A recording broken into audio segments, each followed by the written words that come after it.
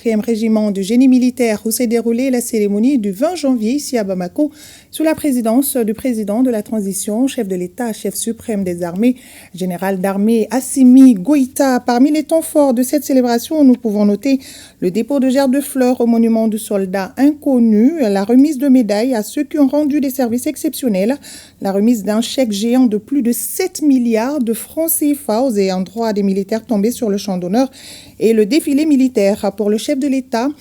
Cet anniversaire est l'occasion de réaffirmer notre engagement à bâtir un Mali libre et souverain. Les temps forts avec Garibou Pérou, Tchédje Camara et Sidi Kibalo.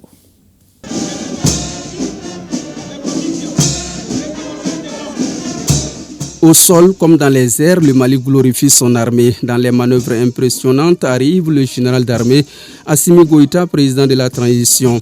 Les portières du véhicule s'ouvrent lentement et c'est un silence respectueux qui s'installe à la place du 34e régiment du génie militaire. Accueilli par le Premier ministre, le président du Conseil national de transition, les membres du gouvernement et les autorités locales, le président Goïta avance au pied du monument du soldat inconnu. Il dépose lentement une gerbe de fleurs.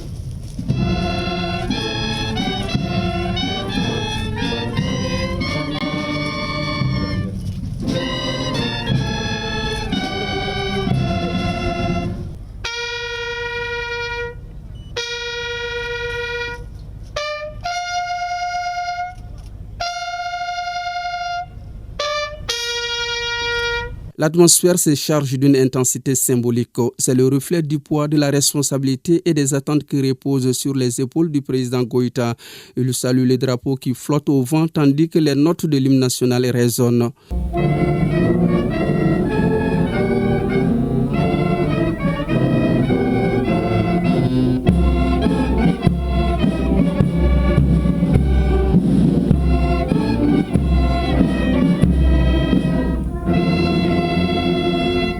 Le chef suprême des armées passe en revue les troupes, inspectant les différentes formations.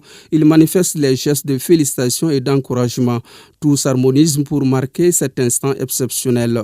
Excellence, Monsieur le Président de la transition, chef de l'État, chef suprême des armées, les honneurs militaires vous sont rendus par la musique principale des armées, le drapeau et sa garde, l'état-major interarmé, des compagnies représentées par une section du Britannique militaire de Kati, une section de l'école militaire interarmes de Koulikoro, une section de l'AMA SNJ, une section de l'administration pénitentiaire et de l'éducation surveillée, une section des eaux et forêts, une section des douanes du Mali, une section de la protection civile, une section de la police nationale, une section du soutien des armées, une section de la gendarmerie nationale, une section du génie militaire, une section de la garde nationale, une section de l'armée de l'air, une section de l'armée de terre, une section de la direction du sport militaire. L'ensemble, commandé par le colonel-major Mamadou Suleiman Koné, commandant de tout, mes devoirs, Excellence.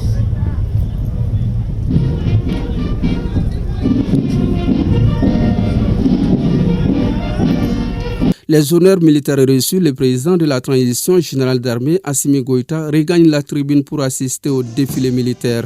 L'instant est propice pour adresser un mot aux forces armées maliennes. Avant tout propos, je voudrais rendre hommage à nos devanciers, celles et ceux qui ont donné leur vie pour que le Mali soit ce qu'il est aujourd'hui. Il nous appartient désormais cette mission régalienne de défendre l'honneur et la dignité du peuple malien. Et je voudrais surtout réaffirmer devant votre micro que nous allons défendre le Mali et son avenir en tout temps, en tout lieu et en toutes circonstances. Je voudrais surtout saluer les prouesses des femmes qui nous ont permis de renverser la tendance et surtout de prendre l'initiative sur le terrain. En reprenant le contrôle de notre territoire, nous avons favorisé le retour des services de base, le retour de nos déplacés et surtout le retour de l'État.